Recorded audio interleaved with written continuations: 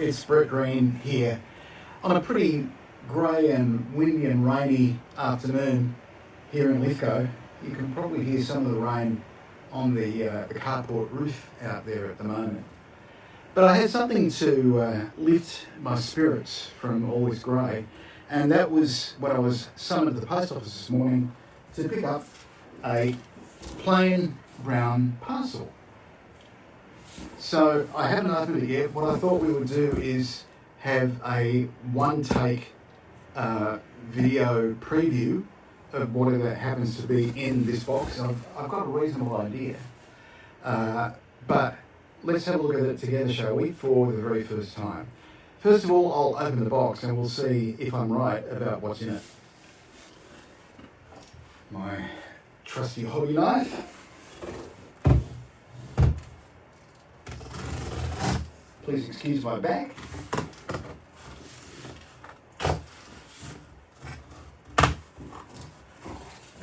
Aha! And we have, yes, as I suspected, a Havilland Hornet Mk.3 in 32nd scale from DBMK in the UK. So this is an early production version of a very limited production run. So let's just have a look at the box first of all.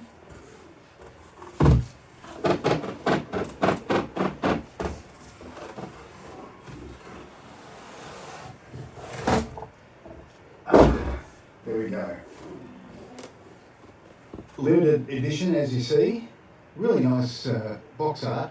On the side we have 3 marking options.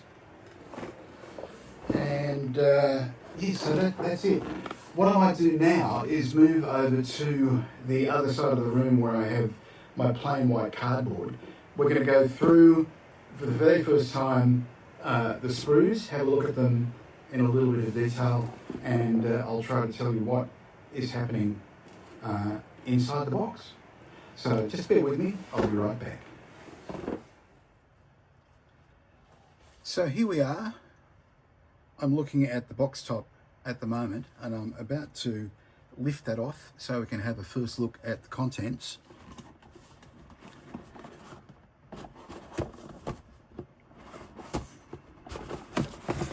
It's a conventional lidded box.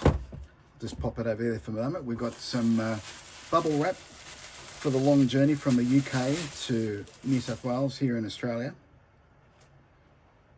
And inside we can see a number of plastic sprues, but also a separate box which is labelled ScaleX 3D printed parts DH Hornet Mk.3. Now ScaleX is a relative newcomer from Ukraine. It's incredible how Ukraine continue to start up these fantastic new model companies with high technologies. Under the circumstances, it's almost unbelievable.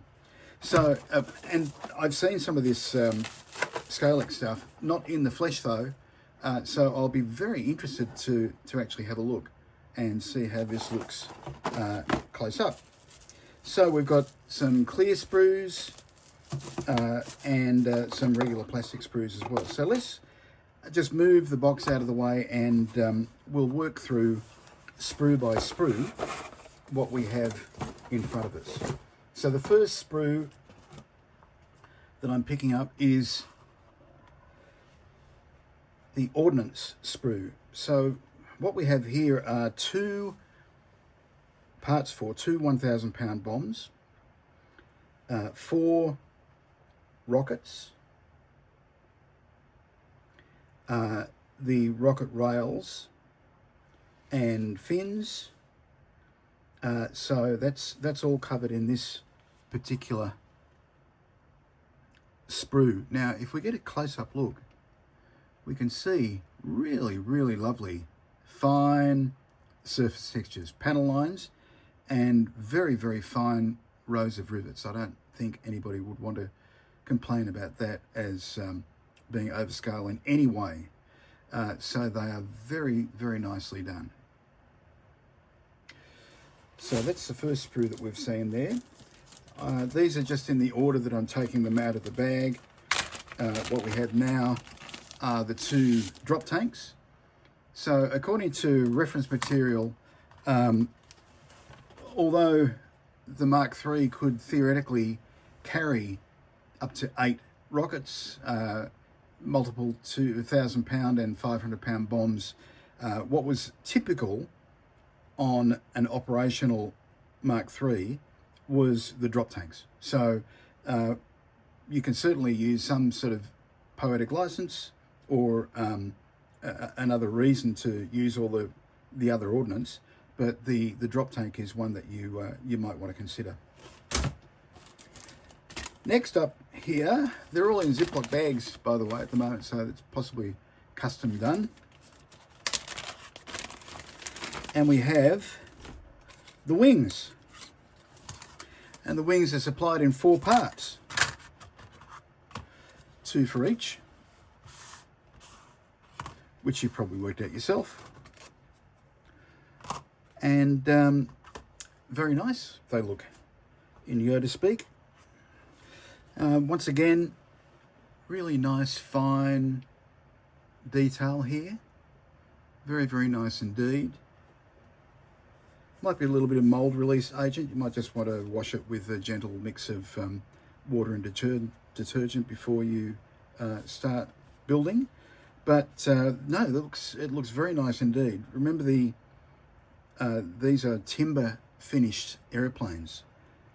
The Hornet's the same as a Mosquito. So the relatively smooth texture on the large parts of the wings are entirely appropriate. So we've got upper halves and we have lower halves here as well. So that's the wings. Another busy bag full of parts. And let's see what we have. There's a few loose, so I don't want to lose those. There's the spinner and the propeller assembly. So it looks like the propellers are paired up in vertical pairs. I can see there's a bit of a sink mark. It's a difficult spot there at the root of one of the propellers, so there'll be a little bit of filling needed there. Yeah, the same here as well. So that's all good, but everything else looks fantastic on there. Here we have the wing spar.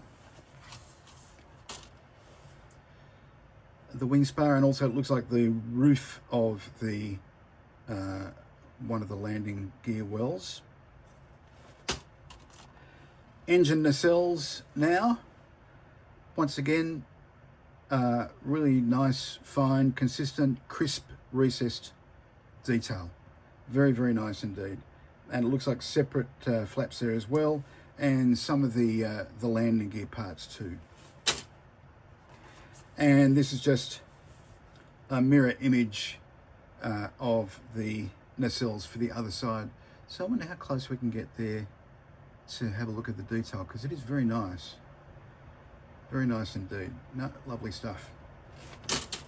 And that fell off in transit, so we'll make sure we don't lose that, he says, as he throws it, flings it across his office. Whoops a daisy. Right, looks like we have more spinners and back plates here. That's a Ziploc bag, it fooled me.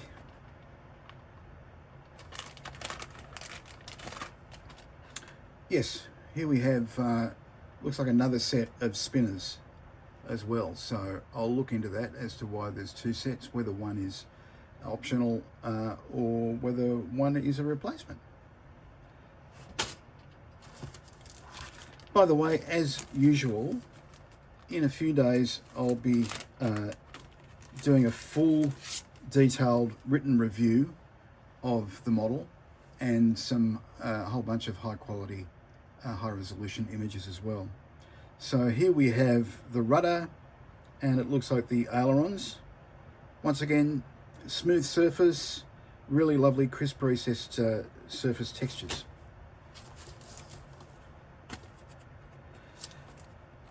And I'll just mention again, I'm not going through these in any particular order. Just whatever is the next thing in the plastic bag is what I'm picking up. So here we have probably undercarriage stores. It looks like the tail wheel, it looks like parts for the main wheel wells as well, and more parts for the undercarriage legs.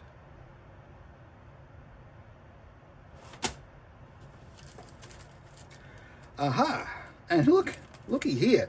Look, I'm always very impressed by model companies that respond to comments, but I don't recall a time when a model company has responded to the comment before I'd actually finished closing the box for the very first time. Because here we have a set of propellers, two sets of propellers actually, two of four, which have no sink marks at all. So that's really good to know. That's very responsive indeed of DBMK. Congratulations, Will. That's the best I've ever seen. Very nice. And here we have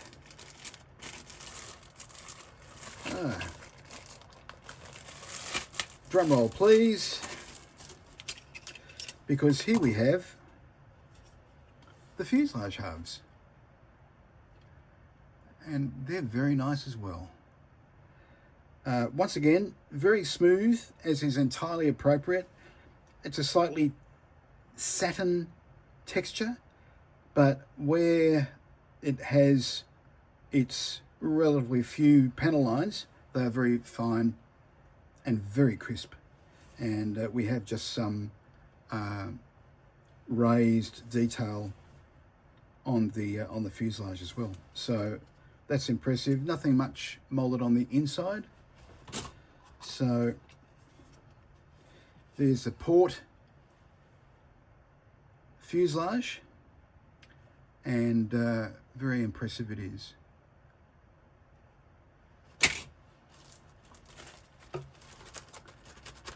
Next up, we have, I quite like these bags actually. They're sort of long and thin. They have 101 household uses and modelling uses. So what we have now is the filleted fin of the Mk.3, and I think the navalised Hornets had that as well.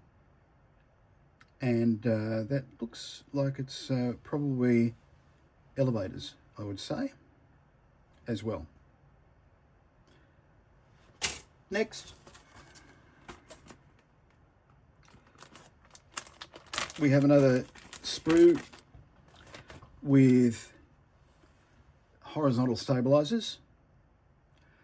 At the risk of repeating myself, really nice, smooth satin texture with very crisp recessed panel lines. Really very nice. And I've got to say, looking through here, there's nothing terribly daunting or complicated about the parts breakdown. Here are the some of the lower fuselage parts, including what look like probably F1 parts as well as F3 parts, with the gun openings on the right hand side, you can see there.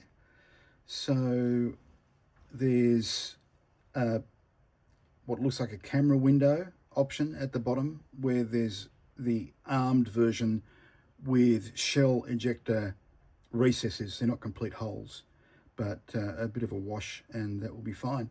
And also a hatch, which is in the lower part of the fuselage. We're almost running out of grey sprues. I think this is the last grey sprue in the box. And it's small parts, it's detail parts, with oleo scissors, undercarriage parts, looks like probably rudder pedals. There's quite a number of small parts. I can't identify all of them immediately, but they'll all be in the instructions. I was fortunate enough to receive a PDF version of the instructions last week, so I had a little look through, and yeah, all looks interesting there too. So that's that. Shall we take a look at the Scalex bits and pieces? So these are the 3D printed parts.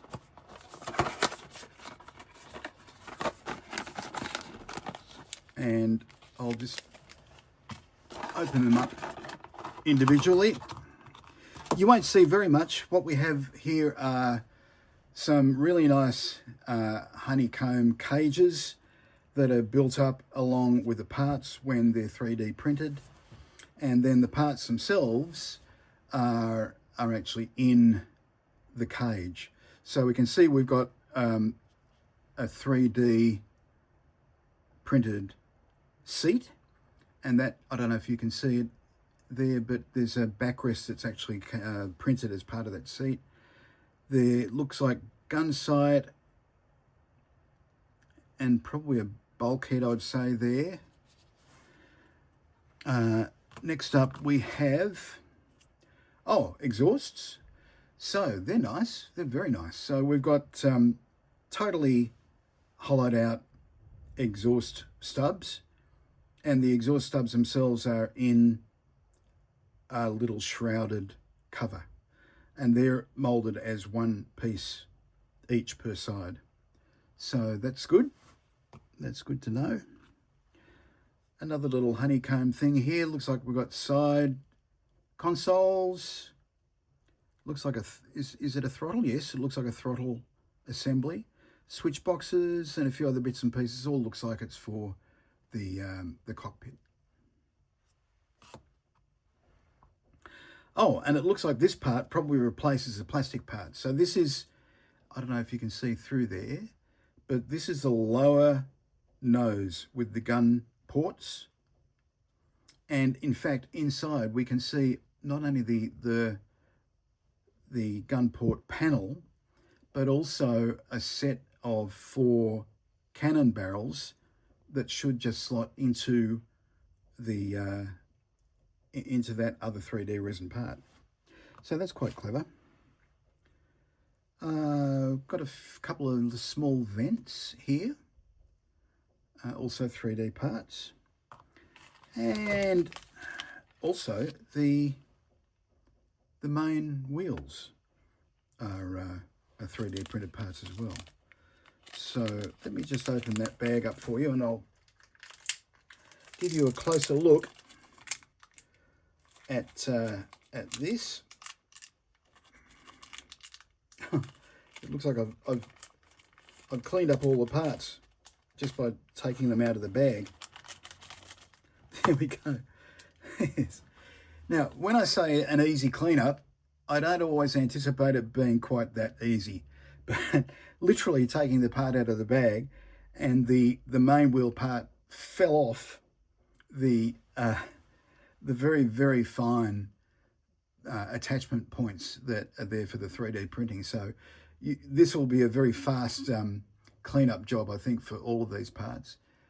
Once again, very nice. Is it a little sort of a brick pattern on the tread going on there?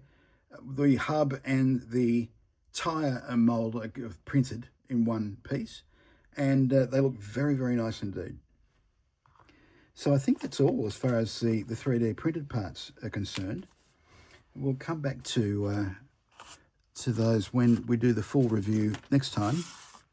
And I've got a little Scalex sticker there as well. So I'll put that in the office somewhere prominent. And there we are. So the other bits that we want to have a look at are the clear parts, and it's all protected by bubble wrap and tape. And oh my goodness, it's so shiny. I feel like I've just walked into Tiffany's. It's like diamonds that are flashing in my face. Fantastic stuff. So let me just do that. Yeah, we'll do that, and we'll get a better view like that. But that's really nice. The clear parts are very, very clear indeed. Extremely clear. And inside the box still, the next thing to come out is, actually, let me put that safely away, a set of vinyl canopy masks. Looks like inside and outside for both the wheels and for the canopy. So that's another nice touch for DBMK modelers. We also have Czech Republic coming into this international mix, and that is in the form of Edward's photo etched fret. Sorry about this, having a little trouble getting the photo etched fret out.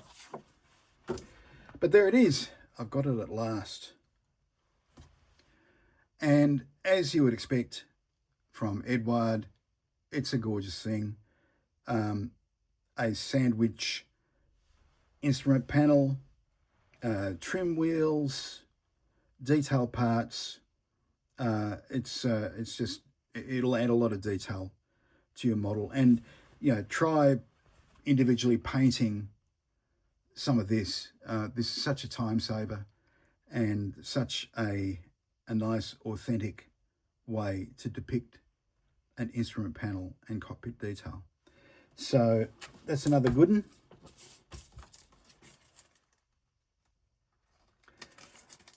And, oh, there we go. I have two for some reason. I have two of these. It's possibly just a packing error, but that's fine. I'll have a look later. Maybe there's a difference between the two of them. Oh, and the harness straps are there too, I should have mentioned. So nice half-tone harness straps means you don't have to do it yourself. So that's very good. Next up we have the Decals sheet. I'm not sure. Yes, it's printed by Cartograph, so you know it's going to be good. It's the gold standard, the old Cartograph. And the colours look good for post-war colours. Oh, I see just sitting on top of there is a printed sheet of acetate, small sheet. And that's probably for the gun sight, I would imagine. I must be very careful not to lose that. I'll put that back in the bottom of the box. But the Decals colours look good. Registration is perfect. Very thin outline as far as the carrier film is concerned. So, yeah, very nice Decals. But wait, there's more Decals. There is a separate stencil decal sheet, quite a decent size. A lot of detail there. It's really going to be fun actually getting all of this onto the model and seeing the impact that small decals can really have. So yes, they're very welcome.